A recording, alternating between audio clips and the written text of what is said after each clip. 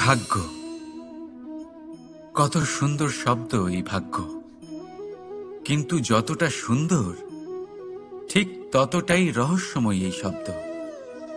কখন কি হবে কেউ জানে না। লোকে বলে যে ভাগ্যে যা লেখা আছে তার চেয়ে বেশি কিছুই পাওয়া যায় না, তার চেয়ে কমও কিছুই পাওয়া যায় না। নিয়তির যা রচনা তা কখনো মোছা যায় না। কিন্তু কেউ এইটা বোঝে না যে নিয়তি আপনার কর্মের দ্বারা বদলায়। যদি আপনি শুভ চিন্তা করেন, শুভ কর্ম করেন, তাহলে নিয়তি আপনার সাথে খারাপ কিছু হতেই দেবে না। কখনো আকাশে পাখিদের দেখুন, তারা কখনো ভাগ্যের উপর নির্ভরশীল হয় না। যতই ঝড় আসুক, যতই তীব্র হাওয়া দিক, ঘুরতে থাকে, একটা জিনিস জড়ো করে নিজের সৌভাগ্য, নিজের বাসা নিজেই তৈরি করে। নিজের সন্তানের জন্ম দেয়, তাকে লালন পালন করে, নিজেই তাকে উড়তে শেখায়, কখনোই ভাগ্যের উপরে নির্ভরশীল হয় না সে। এই বিষয়টা আমাদেরও শিখতে হবে। তাই মনে রাখবেন, আপনার ভাগ্য নিয়তির লিখন নয়। আপনার ভাগ্য তাই যেটা আপনি দিনের পর দিন আপনি নিজেই লেখেন। কিছু নিজে পরিশ্রম করে, কিছু নিজের ভাবনার জোরে। রাধা রাধা। মানুষের স্বভাব হলো যে সে সবসময় নিজে বলতে চায়, কারুর কথা শুনতে চায় না। কিন্তু তার এই স্বভাব তাকে এক বিশাল বড় জ্ঞানের থেকে দূরে সরিয়ে রাখে, সামনের মানুষের ব্যক্তিত্বের জ্ঞানের থেকে দূরে। তাই যদি আপনি কাউকে চিনতে চান, কাউকে বুঝতে চান, তাকে থামাবেন না, শুধু বলতে দিন। কারণ একজন ব্যক্তির ব্যক্তিত্ব লুকিয়ে থাকে তার কথার মধ্যে, আর তার আসল পরিচয় লুকিয়ে থাকে তার শব্দের পেছনে।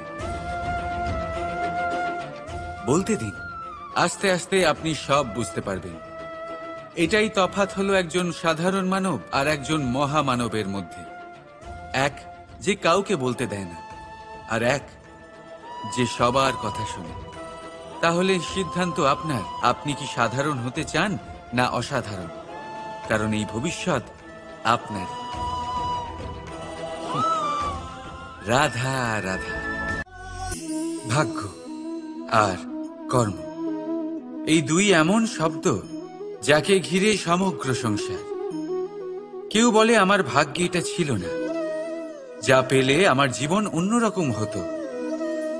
কেউ বলে আমার গত জন্মের কর্ম নিশ্চয়ই এমন ছিল, যে কারণে এই জন্মে এরকম ভাগ্য পেয়েছি আমি।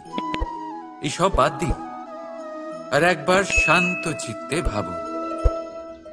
আপনি বুঝতে পারবেন যে ভাগ্য আর কর্ম এই দুই এই জন্মের।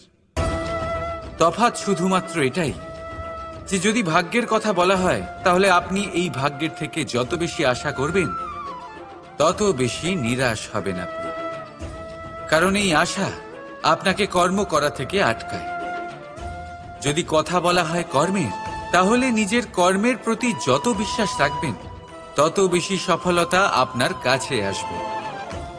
তাই একটা কথা মনে রাখবেন, ভাগ্য আপনার কর্ম নির্ধারণ করে না, কিন্তু আপনার কর্ম আপনার ভাগ্যকে অবশ্যই নির্ধারণ করে। রাধা রাধা। এই সংসারে আলোর উৎস কি? সূর্য। এই সংসারে মিষ্টি জলের উৎস কি? নদী। এই সংসারে উচ্চতার প্রতীক কি হয়? হিমালয় পর্বত। আমরাও জীবনে এরকমই হতে চাই, সূর্যের মতো তেজস্বী হতে চাই, নদীর মতো পূজনীয় হতে চাই, হিমালয় পর্বতের মতো উচ্চতা লাভ করতে চাই। সব ঠিক আছে, কিন্তু তার জন্য আমরা কাজ কি করি? যদি এরকম আমরা হতে চাই, তাহলে সবার আগে সূর্যের মতো নিজেকে উজ্জ্বল করুন। সূর্যের সব থেকে বেশি আলো নিজের অন্তরে থাকে। নদীর মতো নিজের পথ নিজেই তৈরি করুন। পাথরের সাথে ধাক্কা খাওয়ার পরেও থেমে না যাওয়া শিখুন। হিমালয় পর্বতের মতো উচ্চতা লাভ করতে হলে সেটার মতো অটল থাকতে শিখুন। একটা কথা অবশ্যই মনে রাখবেন, নিজেকে জ্বালাবেন, তবেই সংসারকে আলোকিত করতে পারবেন। রাধা রাধা। প্রতীক্ষা, প্রয়াস, এই দুই জীবনের অভিন্ন অঙ্গ। দেখতে গেলে আমরা জীবনে কারোর না কারোর প্রতীক্ষা অবশ্যই করি। সে কোনো ব্যক্তি হোক বা সময় হোক বা কোনো ভাবনা, সবকিছুই হতে পারে। আর দেখতে গেলে সব সময় কেউ না কেউ কিছু প্রয়াসও করে চলেছে। যেমন সাফল্য আসার প্রতীক্ষা, বিফলতা যাতে না আসে তার জন্য প্রয়াস, সুখ আসার প্রতীক্ষা, দুঃখ যাতে না আসে তার জন্য প্রয়াস। এবার প্রতীক্ষা আর প্রয়াসের মধ্যে এক ঘনিষ্ঠ সম্পর্ক রয়েছে, আর তা হল যিনি প্রতীক্ষা করেন তিনি ঠিক তাই পান যা একজন প্রয়াস করা ব্যক্তি পেছনে ফেলে আসেন। তাই প্রতীক্ষা নয়, প্রয়াস করুন। এই প্রয়াসের মধ্যেই সুখের চাবিকাঠি রয়েছে। রাধা রাধা। মানুষ কর্ম করেন। আমি বারংবার বলি যে ফলের আশা করবেন না। তাও মানুষ কোথাও না কোথাও নিজের কর্মের বদলে কোনো না কোনো ফলের আশা অবশ্যই রাখেন। কখনো তিনি সফল হন, কখনো অসফল। সেই জন্যই আমি বলি যে ফলের আশা কখনো রাখবেন না, কারণ সাফল্য বা অসফলতা মনের মধ্যে রাখলে কখনো কোনো লাভ হয় না। যদি সাফল্য মনের মধ্যে রাখেন তাহলে অহংকার জন্ম নেবে। যদি অসফলতা মনের মধ্যে রাখেন তাহলে এক হীনমন্যতায় আপনি ভুগবেন, যা দিয়ে কোনো শুভকর্ম হবে না। সেই জন্য শুধুই কর্ম করে যান, কর্মেই মগ্ন থাকুন। আর আসুন আমার সাথে ভালোবেসে বলুন, রাধা রাধা। বন্ধু আর শত্রু প্রত্যেকের জীবনের একটা বড় অংশ এর উপরে নির্ভরশীল হয়ে থাকে। আপনার জীবনের সফলতা আর অসফলতাও এর উপরে নির্ভরশীল।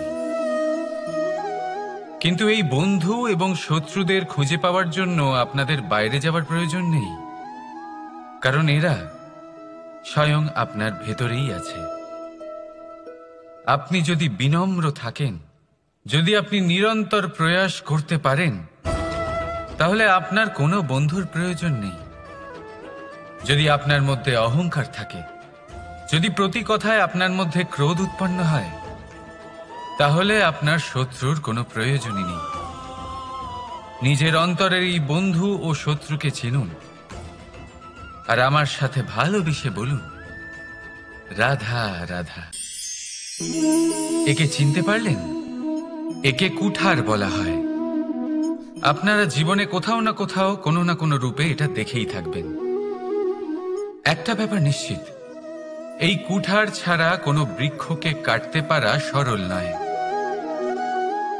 এবার আপনি কখনো এটা ভেবেছেন, এই কুঠার, এর এই অংশ, এর মুখটাই যদি না থাকে তাহলে কি হবে? এ শুধুমাত্র কোনো বৃক্ষই নয়, তার কোনো ডালও কাটতে সক্ষম হবে না। এবারে ভাবুন, এই শুকনো কাঠের হাতল এ আমরা কোত্থেকে পেলাম? কোনো এক বৃক্ষ থেকেই। সেই ডাল যাকে কেটে ফেলা হয়েছিল এক বৃক্ষকে কাটার জন্য, এই ডালই শস্ত্ররূপে প্রস্তুত। আমাদের জীবনে আমাদের প্রিয়জন, আমাদের আপনজন যখন সময় কখনো কখনো তাদের সঙ্গ না দেয়, যদি তারা দৈন্য দশায় থাকেন, তাহলে তাদের সঙ্গ কখনো ছাড়বেন না। ওনাদের প্রয়োজন শুধুমাত্র মনোবল। তা তাদের দিন, তাদের সাহায্য করা আপনার কর্তব্য। হয়তো তাদের সাথে থেকে আপনার কোনো লাভ হবে না, কিন্তু তাদের দূরে থাকাতে আপনার ক্ষতি অবশ্যই হতে পারে। সর্বদা সাহায্য করুন। সঠিক সময় আসলে তা আপনার সহায়ক অবশ্যই হবে। রাধা রাধা। আমাদের মধ্যে বেশিরভাগ মানুষেরই এই অভিযোগ থাকে যে মানুষ তখনই আমাদের স্মরণ করেন যখন সেই সময় আসে যখন আমাদেরকে প্রয়োজন হয়, যখন কোনো কাজ থাকে, যখনই এই সময় পেরিয়ে যায়, তাদের কার্যসিদ্ধি হয়ে যায়, তারা আমাদের থেকে দূরে চলে যান, ভুলে যান আমাদের। এবার এই বিষয়ে ভেবে খারাপ অবশ্যই লাগে। এই পরিস্থিতিকেই অন্য এক দৃষ্টিভঙ্গি দিয়ে দেখার চেষ্টা করুন। মনে রাখবেন, মানুষ প্রদীপের সন্ধান তখনই করেন যখন তার জীবনে অন্ধকার থাকে। আপনি প্রসন্ন হয়ে উঠুন, কারণ আপনার কাছে সেই সুযোগ আছে যে কারোর জীবনে প্রকাশের কিরণ আনতে পারছেন, কাউকে সঠিক পথ দেখাতে পারছেন, কারোর সহযোগিতা করতে পারছেন, এই পুণ্য অর্জন করতে পারছেন। কারোর থেকে কোনো আশা রাখার দরকার নেই। যার আপনাকে যতটা প্রয়োজন তাকে ততটাই সাহায্য করুন, ততটাই সবাইকে প্রেম বিতরণ করুন। আর এই প্রেমের ভাব নিয়েই আমার সাথে বলুন, রাধা রাধা। এটা সেই নৌকার প্রতিরূপ যা আমাদের নদী পার করায়। এবার বিষয়টা একটু ভেবে দেখুন। সেই বিশাল নৌকা যা আমাদের নদী পার করায়, সেটার নির্মাণ নদীতে নয়, ডাঙায় হয়। আর যদি আমরা এটাকে নদী অবধি পৌঁছতে চাই, তাহলে আমাদের দরকার পড়ে কোনো গরুর গাড়ির অথবা ঘোড়ার গাড়ির। তার সাহায্যে একে বহন করা হয়। এবার পথে যদি কোনো জলধারা আসে, কোনো নদী আসে, আর সেটাকে পার করতে হয়, তাহলে তখন সেই নৌকার ওপরে গাড়ি রাখা হয়, তারপর তাকে পার করা হয়। অর্থাৎ এই যাত্রা দুজনের সংযোগ ছাড়া সম্পূর্ণ হতেই পারবে না। সেই জন্যই এই প্রবাদ আছে, কখনো নৌকা তো কখনো গাড়ি। আমাদের সম্পর্কের মধ্যে অতি আবশ্যক, আমাদের সম্পর্কের মধ্যে অত্যন্ত গুরুত্বপূর্ণ হল সংযোগ। সবসময় একসাথে চলা, সংযোগ স্থাপন করা। সবসময় সুখী থাকবেন। রাধা রাধা। পুস্তক, পুস্তক থেকে আমরা কি না শিখতে পারি। জ্ঞান হোক, বিজ্ঞান হোক, ইতিহাস হোক, সব শিখতে পারি। কথায় আছে, একটা ভালো পুস্তক, একটা ভালো গ্রন্থ পাওয়া তা 100 ভালো বন্ধু পাওয়ার সমান। কিন্তু যদি একটা ভালো বন্ধু পাওয়া যায়, তাহলে তা গোটা গ্রন্থাগারের সমতুল্য। সে আপনাকে কর্মের বিষয়ে জ্ঞান দেয়, সাফল্যের রসায়ন শিক্ষা দেয়, সে আপনাকে ইতিহাসে অমর করে রাখবে। শুধু তাই নয়, সে আপনাকে শুধু পথই দেখাবে না, সেই পথে আপনার সাথে সঙ্গী হয়ে চলবে সে। সেই জন্য জীবনে যদি কোনো ভালো বন্ধুকে পাশে পান, তাহলে তাকে আপন করে রাখবেন, তাকে সামলে রাখবেন, জীবন সহজ হয়ে যাবে। রাধা রাধা। বর্ষা ঋতু শুরু হলেই পাখিদের মধ্যে চাঞ্চল্য বেড়ে যায়। আর সেটা হবে নাই বা কেন? বাসা ভেঙে যায়, বৃক্ষ ভেঙে পড়ে, প্রত্যেক পাখি তার থাকার জন্য একটা নতুন জায়গার, একটা ছায়ার, একটা ছাদের খোঁজে থাকে। শুধু একটা পাখি এসব কিছুই করে না। না তো তার এসব সমস্যা নিয়ে কোনো চিন্তা থাকে, না কোনো দরকার পড়ে। আর সেই পাখি হলো বাজ। সেই সব সমস্ত ছোটখাটো সমস্যার থেকে অনেক দূরে ওপরে উড়ে বেড়ায়, মেঘের থেকেও অনেক উঁচুতে। তাই এই সব ছোটখাটো সমস্যা যা আপনার জীবনে এসে থাকে, এই সব নিজের চারপাশকে ঘিরতে দেবেন না। নিজের চিন্তা ভাবনাকে অনেক উঁচুতে রাখুন। আপনার সমস্ত সমস্যা নিজে থেকেই নিচে চলে আসবে। রাধা রাধা। কোনো ব্যক্তির ব্যক্তিত্ব কিভাবে তৈরি হয়? আপনার কি মনে হয় যে ব্যক্তি জন্ম থেকে তার স্বভাব নিয়ে জন্মায়? নাকি আপনার মনে হয় যে এই প্রকৃতি ব্যক্তির জন্য তার নিয়তি রচনা করে? না, এরকম একেবারেই হয় না। আমি আপনাকে বোঝাচ্ছি। যখনই বৃষ্টি পড়ে কোনো বিন্দুর দিকে দেখবেন। এবার এই বিন্দু যেখানে পড়ছে তার উপরে নির্ভর করছে তারপর কি হবে। যদি এই বিন্দু পড়ে কোনো ক্ষেতের ওপরে, তাহলে কোনো নতুন ফসলের জন্ম দেবে। যদি সে গরম কড়াইতে পড়ে, তাহলে বাষ্পীত হবে। যদি সে কোনো সাপের মুখের ভেতরে পড়ে, তাহলে বিষ তৈরি হবে। ঝিনুকের ভেতরে পড়লে মুক্ত তৈরি হবে। যদি কোনো পাতার ওপরে পড়ে তাহলে শিশির তৈরি হবে। একই বিন্দু, কিন্তু তার সঙ্গত তার ভবিষ্যৎ এবং ব্যক্তিত্ব নির্ধারণ করবে। এবার এটা তো শুধুমাত্র এক বিন্দু, তার কাজ হলো শুধুমাত্র পড়া। কোথায় সেটা সেও নির্ধারণ করতে পারে না। কিন্তু আপনি হলেন মানুষ। আপনি বাছাই করতে পারবেন যে আপনার সঙ্গী কারা হবে, কাদের সাথে আপনি মেলামেশা করে বড় হবেন। তাই তা ভালোভাবে করুন, কারণ এই নির্বাচন আপনার হাতে, কারণ এই জীবন আপনার, ভবিষ্যৎ আপনার। এবার আপনি মহান হতে চান কি না তার নির্ণয় আপনাকেই করতে হবে। আসুন আমার সাথে ভালোবেসে বলুন, রাধা রাধা। সূর্যের তাপ এতটাই প্রখর হয়, তা সমস্ত বনস্পতিকে শুষ্ক করে দেয়। পুকুর হোক, নদী হোক, সরোবর হোক, সমস্ত শুষ্ক হয়ে যায়। কিন্তু আপনি কখনো শুনেছেন সূর্যের তাপে সমুদ্র শুকিয়ে গেছে? এমন কখনোই হয় না। আর এর পেছনেই লুকিয়ে রয়েছে এক অমূল্য জীবনের শিক্ষা। সমুদ্রের মতো নিজেকে ধৈর্যশীল করে তুললে, নিজেকে সংযমী করে তুললে, সূর্যের তাপ আপনার কোনো ক্ষতি করতে পারবে না।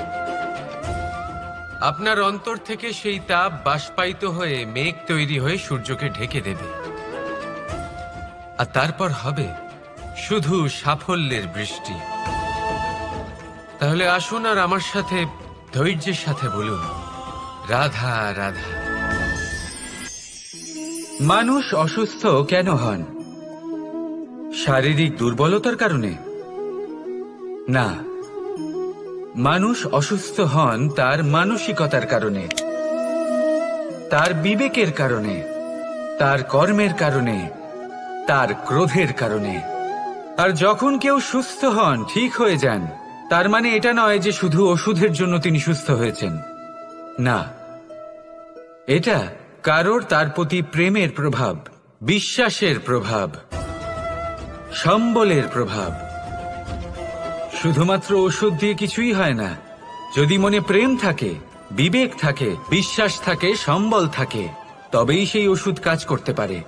তাই মনে রাখবেন, এই জীবন হলো অত্যন্ত ছোট। মনে প্রেম ভাব রাখুন, মিত্রতা করুন, শত্রুতা নয়। ভালোবাসুন, বিদ্বেষ নয়। আর এই ভালোবাসার সাথেই বলুন, রাধা রাধা। মানুষ জীবনে সব সময় চিন্তা করে, ভাবতে থাকে যে তার জীবনে কতই না সমস্যা। তারপরে নিজের আশেপাশে দেখে আর ভাবে যে সবাই কত প্রসন্ন, শুধু আমার জীবনেই সমস্যা আছে। কিন্তু বিষয়টা তা নয়। শুধু প্রত্যেক ব্যক্তিরই নয়, প্রত্যেক প্রাণীরও জীবনে সমস্যা আছে। এবার মানুষ একটা পাখিকে দেখে এটাই ভাবে যে এদের জীবন কতটা সহজ। কোনো দেশেরই সীমারেখা এদের ওপর লাগু হয় না। কোথায় থাকবে সেই নিয়েও কোনো ভাবনা নেই। কত শান্তির জীবন এদের। তারপর সে একটা পিঁপড়েকে দেখে আর এটা ভাবে, কি অসাধারণ, এদের তো সারা জীবনই মাটির উপরেই অতিবাহিত হয়, খাবারটাও মাটিতেই পেয়ে যায়। কি শান্তির জীবন এদের। কিন্তু যখন কোনো ঝড় আসে, তখন সবার আগে সেই পাখির বাসাটাই ঝড়ে ভেঙে যায়।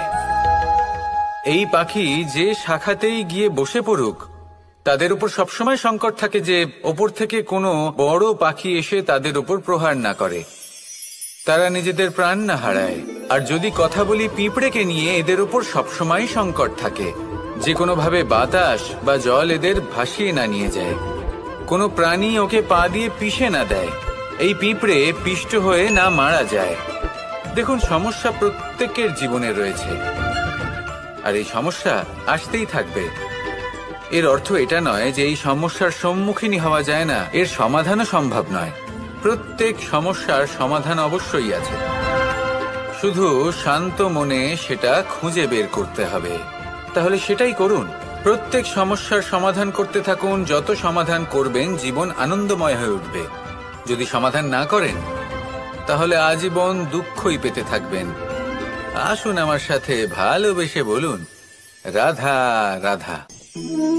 কর্ম, ধর্ম আর কর্তব্য, এই তিনটি একে অপরের সাথে জড়িত, আর অনেক সময় এই তিনটি পালন করতে করতে আমাদের সেই ব্যক্তির সামনে গিয়ে দাঁড়াতে হয়, তার বিরুদ্ধেই যেতে হয়, যাকে আমরা সব থেকে বেশি ভালোবাসি। কিন্তু সেইখানে এই যুদ্ধ কোনো ব্যক্তিগত যুদ্ধ থাকে না। এ হলো কর্ম, ধর্ম আর কর্তব্যের যুদ্ধ। এটা সরল নয়, অত্যন্ত কঠিন হয় তার সম্মুখীন হওয়া যাকে আমরা সব থেকে বেশি সম্মান করি। কিন্তু আমাদের তো আমাদের ধর্মের পথে চলতেই হবে, কারণ আমরা কর্মবদ্ধ, কর্তব্যবদ্ধ, আর এটাই করা উচিত। শুধু এটুকু মনে রাখবেন, যদি আপনার উদ্দেশ্য শুভ হয়, আপনার ভাবনা শুভ হয়, আপনি যদি কর্ম, ধর্ম আর কর্তব্যের পথে অগ্রসর হন, তাহলে এই প্রক্রিয়াতে যদি আপনাকে আপনার আরাধ্যেরও সামনে দাঁড়াতে হয়, তাহলেও আপনার কোনো ক্ষতি হবে না। তাহলে আসুন আর আমার সাথে ভালোবেসে বলুন, রাধা রাধা। সাথী। সাথী এই শব্দটির ব্যাখ্যা কে কিভাবে করে? মিত্র, সখা, বন্ধু। কিন্তু অর্থ একটাই, তিনি যিনি আপনার সঙ্গী হন আর তিনি যার সাথী আপনি হন। এবার সব থেকে বড় প্রশ্ন হলো এটাই যে তিনি কে হতে পারেন যাকে আপনি আপনার সাথী বলে মেনে নিতে পারেন, নিজের সখা, নিজের মিত্র, নিজের বন্ধু মেনে নিতে পারেন। আপনার সাথী হলেন তিনি যিনি দুঃখের সময় আপনার পাশে থাকবেন, আপনার হাত ধরে থাকবেন। আপনার সাথী হলেন তিনি যার হাত আপনি নিজের সুখের দিনে ধরে থাকবেন। সেই সাথীরই হাত ধরুন যিনি দুঃখে সবসময় আপনাকে সাহায্য করার জন্য তৎপর হয়ে থাকেন, আপনার পাশে থাকেন, আর যাকে সুখের দিনে আপনি আপনার সাথে রাখতে পারেন। আর যখন আপনার সাথে আপনার এই সাথী থাকবে, তখন আপনি এটা বুঝবেন যে যখন জীবনে দুঃখ আসে, তখন এই দুঃখ কমে যায়, সবার মধ্যে ভাগ হয়ে যায়। আর যদি তখন সুখ আসে, তাহলে সেটা সবার উপস্থিতিতে আরো বেড়ে যায়। এটাই হলো প্রেম, এটাই হলো ভালোবাসা, এটাই হলো সঙ্গ, যেমন সম্পর্ক আমার আর রাধার মাঝে। তাহলে আসুন আর আমার সাথে ভালোবেসে বলুন, রাধা রাধা। মানুষ এক অত্যন্ত বিচিত্র প্রাণী। পরিকল্পনা করে, ষড়যন্ত্র করে, প্রচেষ্টা করে, কাউকে পরাজিত করার চেষ্টাও করে। সাপকে একটা দড়ি মনে করে হাতে চেপে ধরার চেষ্টা করে, কিন্তু একটা কথা বুঝতেই পারে না, সময়ের এই সাপ, এটা হাতে চেপে ধরাই যায় না। আর আপনি যা করবেন তা আবার ফিরে আসবে আপনারই সামনে। দেখুন, এতে কিছুই যায় আসে না যে আপনি কুম্ভকারের পুত্র নাকি কৃষ্ণের পুত্র। যদি আপনি অনুচিত কর্ম করেন, তাহলে আপনার সাথেও অনুচিতই হবে। অশুভ কর্ম করলে আপনার সাথেও অশুভই হবে। কুরু বংশ, অত্যন্ত মহান বংশ ছিল এই কুরু বংশ। কি হলো তার সাথে? একটা গোটা বংশ বয়ে গেল, কারণ ওনাদের উদ্দেশ্য অশুভ ছিল। অন্যদিকে 5 জন বনবাসী পাণ্ডব মহাভারত বিজয়ী হলেন, কারণ তাদের উদ্দেশ্য শুভ ছিল।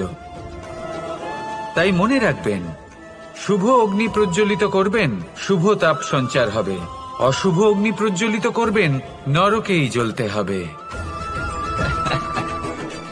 তাহলে আসুন আর আমার সাথে ভালোবেসে বলুন, রাধা রাধা। জীবনে এমন কিছু কাজ রয়েছে যা আপনাকে একাই করতে হয়, আর এমন কিছু কাজ রয়েছে যা আপনাকে একসাথে মিলে করতে হয়, একজোট হয়ে, সঙ্গবদ্ধ হয়ে। এবার সঙ্গবদ্ধ বলতে কি বোঝাতে চাইছি? আমি তাদের কথা বলছি না যারা বাস্তবিকভাবে একে অপরের সাথে কাজ করেন। আমি তাদের কথা বলছি যারা একে অপরের থেকে দূরে থেকেও একে অপরকে বিশ্বাস করেন। আমি আগেও বলেছিলাম, সমস্ত বিশ্বের আশা বিশ্বাসেই বসবাস করে, তাই না? তাই যেখানে সমস্ত বিশ্ব আছে, সমস্ত সংসার আছে, সেইখানেই বিশ্বাস রয়েছে। তাই আপনার আশেপাশে এমন দল সঙ্গবদ্ধ করুন যাদের আপনার উপর বিশ্বাস আছে আর যাদেরকে আপনি বিশ্বাস করতে পারেন। তাহলে আসুন আর আমার সাথে ভালোবেসে বলুন, রাধা রাধা।